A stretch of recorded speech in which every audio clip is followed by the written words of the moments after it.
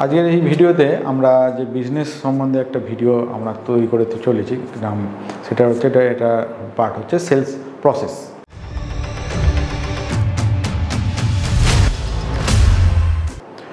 তো সেলস প্রসেসটা কীরকমভাবে হতে পারে, ধরুন একটা নর্মাল প্রসেস হতে পারে। ধরুন আপনি একটা কাউকে নর্মাল সেল করলেন, ডাইরেক্ট আপনি বিল করলেন, ইনভয়েস করলেন, পেমেন্ট দিল, কাজ শেষ। এটা একটা ধরনের প্রসেস হতে পারে। সে আপনার কাছে, সে আপনার দোকান হতে পারে বা আপনার ফ্যাক্টরি হতে পারে, যেখানে হোক এসে ডাইরেক্ট এলো, সে একটা কিছু প্রোডাক্ট কিনলো, মানে আপনাকে দেখে নিল যে এই প্রোডাক্ট আমার দরকার, সে করলো, করে আপনি বললেন আপনার এত টাকা হয়েছে।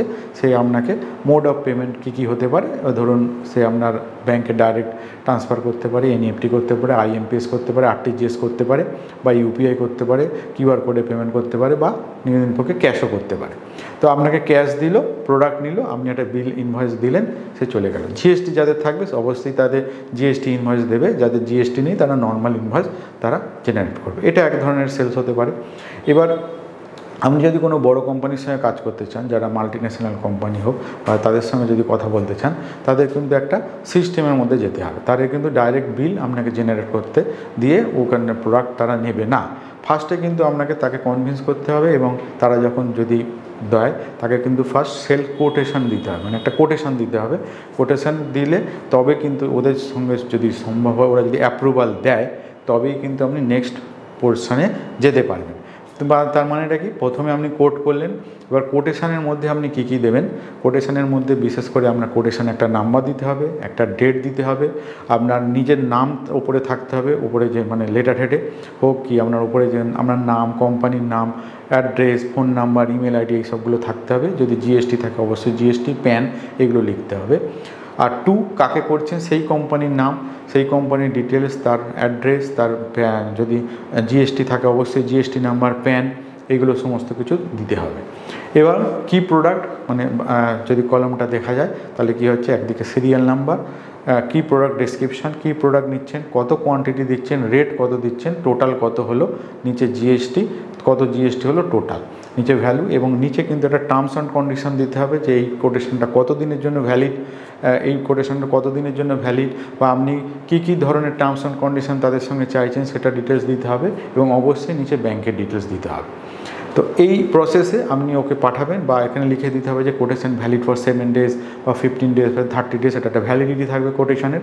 তো সেটা আপনি কোট করলেন, ওরা যদি অ্যাপ্রুভাল দেয়, মানে আপনি যদি ওরা অ্যাপ্রুভাল দেয়, মানে অ্যাপ্রুভাল মিনস ওটা একটা নিশ্চয়ই পারচেস অর্ডার জেনারেট করবে। ওরা পারচেস অর্ডারটা আইদার আপনাকে মেলে পাঠাতে পারে, বা আজকের দিনে হোয়াটসঅ্যাপে পাঠাতে পারে। তো বিশেষ করে চেষ্টা করবেন মেলেই রাখতেন, মেলটা ইউজ করবেন, কেন মেলটা কর্পোরেটের ক্ষেত্রে মেলটা খুব জরুরি। ভালো বড় কোম্পানির সঙ্গে কাজ করতে গেলে মেলটা খুব জরুরি, কেননা হোয়াটসঅ্যাপে অতটা মানে এতে ধরা হয় না। তো মেলে আপনাকে পারচেস অর্ডার জেনারেট করবে। যদি টার্মস থাকে যে আপনাকে অ্যাডভান্স পেমেন্ট করতে হয়, বা কেউ হাফ করতে পারে বা ফুল করতে পারে, আপনাকে পেমেন্ট করলো।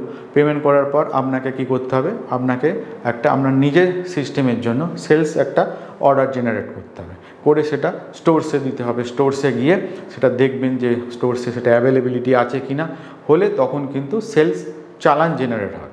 সেল চালান মানে আপনার স্টক থেকে সেটা বেরিয়ে গেল, মানে আউট হয়ে গেল। এবার লাস্ট যেটা পোর্শন, যেটা হচ্ছে ইনভয়েস। এবার ইনভয়েস করতে হবে, ইনভয়েস করে আপনাকে তাকে দিতে হবে।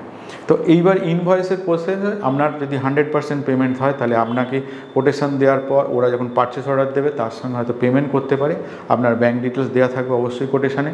তার এগেনস্টে যদি এনইএফটি, আরটিজিএস করে আপনার অ্যাকাউন্টে ক্রেডিট হওয়ার পর আপনি তাকে প্রসেস করে বিল ইনভয়েস জেনারেট করে তাকে প্রোডাক্টটা ডেলিভার করতে পারেন। সে যদি এসে আপনার এখানে নেয়, সেটা এক ধরনের হতে পারে, বা এখন নানান কুরিয়ার সার্ভিস হয়েছে, মানে কুরিয়ার হয়েছে, যেরকম ধরুন গতি আছে, তারপরে ডিটিডিসি আছে, আরও পোস্ট অফিস আছে, নানান আছে। সে আপনি প্রোডাক্টটা তার কাছে ডাইরেক্ট ডেলিভারি করে দিলেন। আচ্ছা, এইটা ওভারঅল টোটাল প্রসেস। এবার ইভেন আপনি যখন কাস্টমারের কাছে যখন টাকাটা আপনি নিচ্ছেন, আপনি দায়বদ্ধ, তাকে প্রোডাক্টটা যতক্ষণ না সে ডেলিভারি পাচ্ছে সেটা কিন্তু দায় আপনাকে কিন্তু সেই ট্র্যাকিংটাও রাখতে হবে। মানে তখন কোনো কুরিয়ারের মাধ্যমে যদি তার কাছে প্রোডাক্টটা যায়, অবশ্যই আপনাকে কিন্তু সেই ট্র্যাকিংটা মানে করে যখন কুরিয়ারে একটা ডকেট দেয় সেই ডকেটটা কিন্তু আপনাকে ছবি তুলে হোক যা হোক ওকে পাঠাতে হবে। আর মাঝে মাঝে ট্র্যাক করে বলতে হবে স্যার এই জায়গায় আমার জিনিসটা আছে, আপনার এই তো দিনের মধ্যে আপনি পেয়ে যাবেন, বা উনি যদি পারেন তার লিঙ্ক শেয়ার করে দিন, যে কুরিয়ার সার্ভিসের মাধ্যমে তাকে প্রোডাক্টটা দিচ্ছেন তাকে সেটা দিয়ে দিন, ও ডকেট নাম্বার মেলে ওখান থেকে কিন্তু ট্র্যাক করা যায়। তো আজকের দিনে সিস্টেম সবই আছে, কিন্তু আপনাকে কিন্তু জিনিসটা জানতে হবে, জেনে তবে কিন্তু এই পুরো প্রসেসটা এতটা ইজিও নয়, যেভাবে এত ফাস্ট এগোচ্ছে আপনাকে কিন্তু ডেলি জানতে হবে, তবে কিন্তু আপনি এই প্রসেসটা পুরোপুরি কমপ্লিট করতে পারবেন। তো আজকে এই ভিডিওতে এইটুকুনি, কেন এটা অনেক বড়, একসঙ্গে পুরো বললে হয়তো মানে কনফিউজ হয়ে যাবেন বা সব কিছু মনে রাখা যাবে না। তো এইটুকুনি থাক, আবার নেক্সট ভিডিওতে আমি আরও ডিটেইলিংসে আলোচনা করব। সুরজিৎ নেগির এই ভিডিওটা আশা করি ভালো লেগেছে। এরকম আরও ভিডিও দেখতে হলে ইউটিউবে সেই চ্যানেলটিকে সাবস্ক্রাইব, তার সাথে লাইক কমেন্ট শেয়ার করে যাবেন।